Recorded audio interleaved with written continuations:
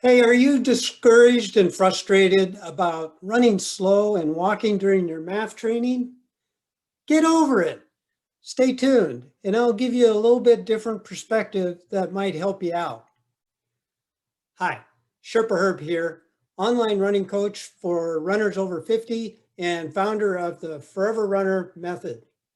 So in this video, I'm going to give you a little bit different perspective to think about when you're first starting out in your math training, or you've been doing it quite a long time and you're still running slow or walking.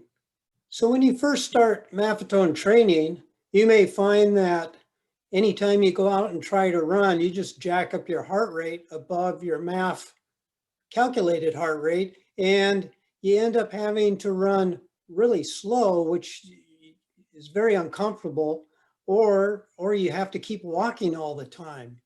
And this is pretty common. And when I started out, I experienced the same thing.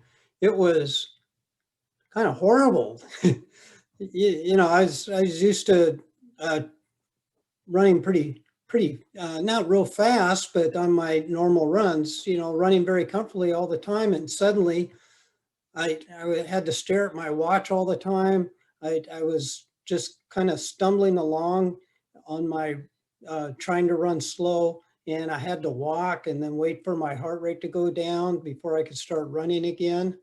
And it, yeah, I got pretty frustrated, and it's kind of embarrassing because I was doing this on a very popular running route, and so there's all these other runners around.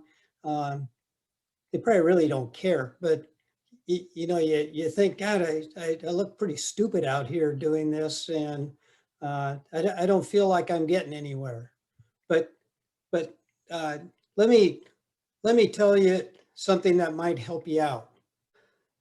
So what I want you to think about is uh, kind of using the analogy, instead of thinking that your glass is um, half empty because of this training, think of it more as your glass is half full. Now, let me explain what I mean. So basically what your body's telling you is that you don't have the aero capacity to perform at that low heart rate. And this is actually a good thing. This means that you've got this excess capacity that you've never tapped into before.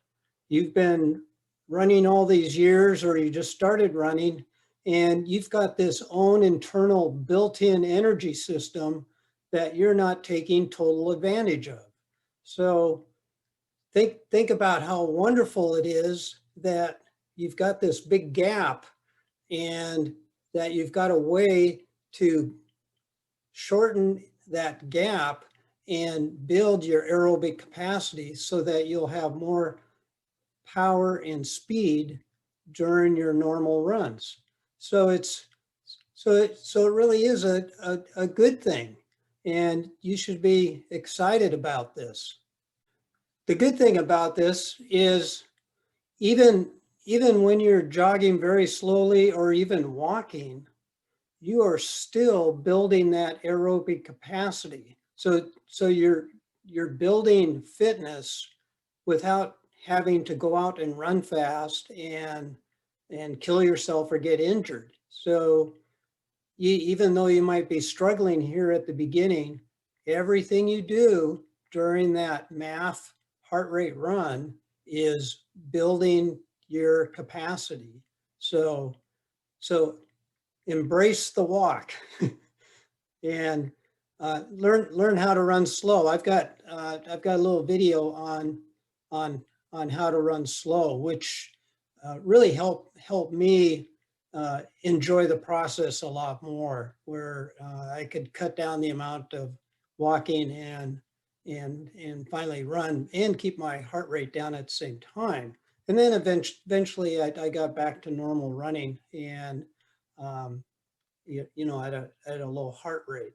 So stick stick to the routine religiously. This takes patience and consistency to work, and it will work for you. But you have to have the right mindset to get you out the door every day to do these runs when you're still in that first phase. And I've talked before about the 4 phases of MAF training, and you want to get to that 3rd phase where it's very comfortable for you to run 5 or 10 beats below your calculated MAF heart rate. So that's kind of the goal, and you'll get there. So if you like this video, please subscribe. I've got a link to some of my other videos up there. I post these every Thursday. Hope to see you next week.